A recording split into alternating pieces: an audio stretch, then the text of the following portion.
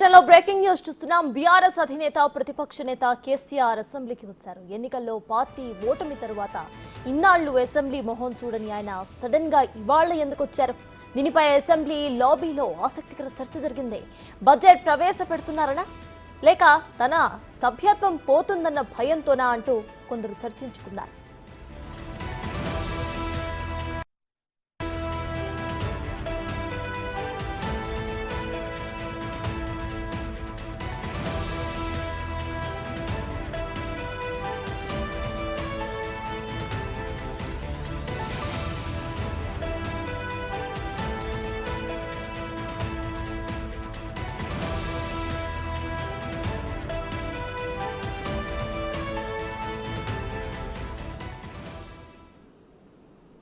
ఇప్పటికే విషయంపై పూర్తి డీటెయిల్స్ ను మా ఇన్పుట్ ఎడిటర్ పవన్ అందిస్తారు. పవన్, చెప్పండి, కేసీఆర్ ఇన్నేళ్లు కూడా అసెంబ్లీకి దూరంగా ఉంటూ ఇవాళ అసెంబ్లీకి రావడానికి మెయిన్ రీజన్స్ ఏమై ఉండొచ్చు?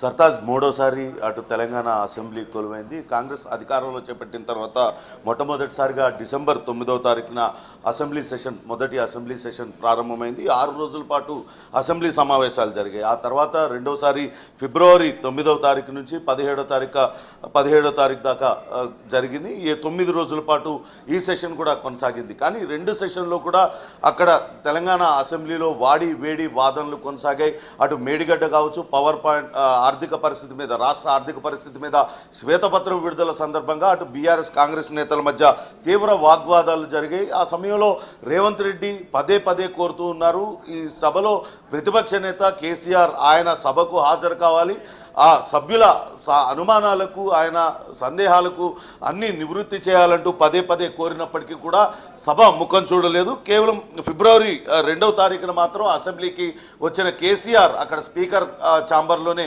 ప్రమాణ స్వీకారం చేసి అటు నుంచి అటే వెళ్ళిపోయారు. కానీ ఈరోజు మాత్రం ఆయన అకస్మాత్తుగా బడ్జెట్ ప్రవేశపెడుతున్న సందర్భంగా ఆయన హాజరయ్యారు. దీని వెనకాల ఆసక్తికర చర్చ జరుగుతుంది. కేవలం బడ్జెట్ సమావేశాలు జరుగుతున్న తరుణంలో విమర్శలు ప్రతి విమర్శలు అనేవి సభలో జరగవు. అంతేకాకుండా అటు రాజ్యాంగంలోని ఆర్టికల్ 190 ప్రకారం ఆయన సీటుకు ఎసరు పెట్టే అవకాశం ఉంటుంది, ఆయనను అనర్హుడిగా ప్రకటించే అవకాశం ఉంటుంది. కాబట్టి ఆయన అందుకే హాజరై ఉంటారనే చర్చ అయితే పొలిటికల్ లాబీస్లో జరుగుతుంది. ఒకసారి ఆర్టికల్ 190 ఏం చెప్తుంది అనేది చూద్దాం. If for a period of 60 days a member of a house of the legislature of the state is without permission of the house absent from all meetings thereof, the house may be declared his seat vacant అని చెప్తుంది. అంటే 60 రోజుల పాటు ఎవరైనా సభకు హాజరు కాకపోతే ఖచ్చితంగా ఆయన అనర్హుడిగా ప్రకటించే అవకాశం ఉందని చెప్తున్నారు. ప్రస్తుతం మనతో మాట్లాడటానికి చీఫ్ విప్ ఆది శ్రీనివాస్ గారు ఉన్నారు, లైన్లో ఉన్నారు. నమస్తే శ్రీనివాస్ గారు. నమస్తే సార్. శ్రీనివాస్ గారు, మనం చూస్తున్నాం మూడోసారి అసెంబ్లీ సమావేశమైంది. మొదటి 2 అసెంబ్లీ సమావేశాలకి ఎక్కడా కూడా ప్రతిపక్ష నేత కేసీఆర్ హాజరు కాలేదు. అకస్మాత్తుగా ఈరోజు ఆయన శాసనసభకు హాజరయ్యారు. దీని వెనకాల కారణం ఏంటి? బడ్జెట్ సమావేశాలకు హాజరవడమేనా, లేకుంటే ఈ కాన్స్టిట్యూషన్లోని ఆర్టికల్ 190 ప్రకారం ఆయన పైన అనర్హత వేటు పడుతుందనే భయంతో ఆయన హాజరయ్యారు అనుకోవాలా? ఇప్పుడు అనారోగ్య వీటు ఒకటి కావచ్చు, ప్రజలలో పరిచయం అయిపోతున్నావు, పోకపోతే ఇప్పటికి 2 అసెంబ్లీ సమావేశాల్లోని రావచ్చు. లేదంటే ఇక్కడ రేవంత్ రెడ్డి గారి ఆలోచనతోని ముఖ్యమంత్రి గారు బట్టి విక్రమార్క ఉప ముఖ్యమంత్రి గారి ఆలోచనతోని లేదా ప్రజారంజక బడ్జెట్ పెడుతుంది, ప్రజలలోకి వెళ్ళిపోతుంది, ఒకసారి వెళ్ళాలనే ఆలోచన కూడా వచ్చి ఉండొచ్చు అనేది ఆలోచన.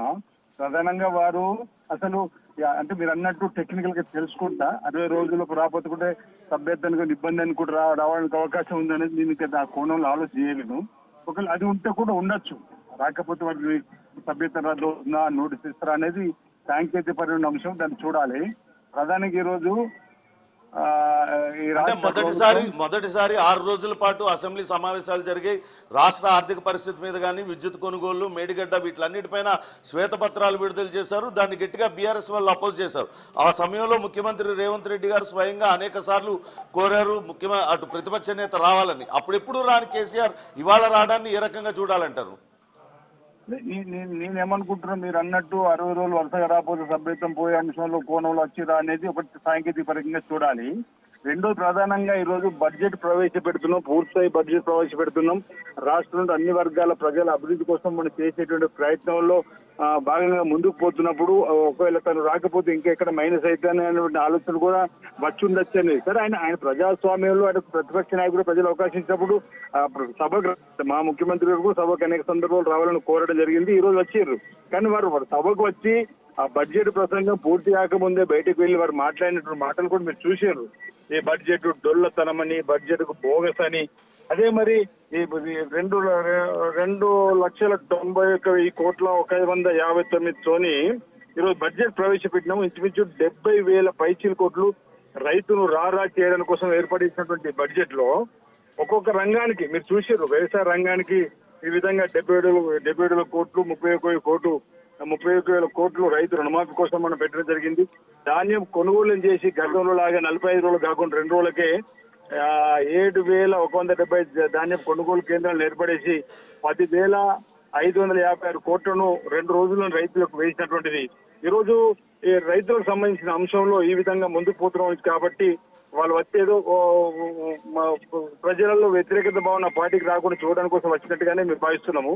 ఈరోజు మీ ద్వారా పశుసంవర్ధక శాఖకు 1,980 కోట్లు, మా 2,350 కోట్లు, 68 కోట్ల ప్రయాణాలు మహిళలు అయిన దానికి 2,350 కోట్లు ఇవ్వడం జరిగింది. మహాలక్ష్మి 6 గ్యారెంటీలలో ఆర్టీసీ కూడా బలోపేతమైంది. ఇలా $1 బిలియన్ కార్పొరేషన్ ఏర్పడడానికి అవకాశం ఉంది. కేవలం ఆయన మీ బడ్జెట్ పైన విమర్శలు చేయడానికే ఈ రోజు అసెంబ్లీకి హాజరయ్యారని మీరు అంటున్నారు, అంతేనండి? ఒక్క విషయం చెప్తా. అదే నేనేమంటున్నా, ఈ బడ్జెట్ పైన విమర్శ చేయడానికి ఇది డొల్లా అన్నాడు, ఇది బోగస్ అనే ఒక వర్డ్ అన్నాడు కదా. నేనేమంటున్నా, నిజంగానే తెలంగాణ కోసం ఉద్భవించిన పార్టీ, తెలంగాణనే మాకు పెట్టిన తక్కువ ఆయనే నిన్నటి రోజు కేంద్ర బడ్జెట్ లో తెలంగాణకు అన్నా పైసా పెట్టకపోతే ఇప్పటి వరకు స్పందించలే, తెలంగాణకు జరిగిన అన్యాయం పైన మాట్లాడలే.